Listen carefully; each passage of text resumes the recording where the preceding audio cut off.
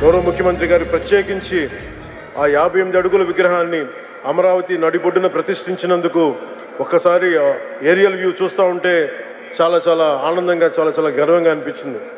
మహానుభావుడు చేసిన త్యాగం ఈ రోజున మొట్టమొదటిసారి మనకంటూ ఒక రాజధాని ఒకటి వచ్చింది. అటు ఇటు దాని నడిబొడ్డున ఈ రోజున వారి 58 అడుగుల విగ్రహాన్ని స్థాపించడం మనస్ఫూర్తిగా ముందుకు తీసుకెళ్లినందుకు నారా చంద్రబాబు నాయుడు గారికి ఆంధ్రప్రదేశ్ ప్రజలందరి తరపున వారికి నా ధన్యవాదాలు తెలుపుకుంటూ, వారి స్ఫూర్తిని మరింత ముందుకు తీసుకెళ్లిన నారా లోకేష్ గారికి మనస్ఫూర్తిగా నా కృతజ్ఞతలు తెలియజేసుకుంటూ సెలవు తీసుకున్నాను. జై ఆంధ్ర, జై హింద్.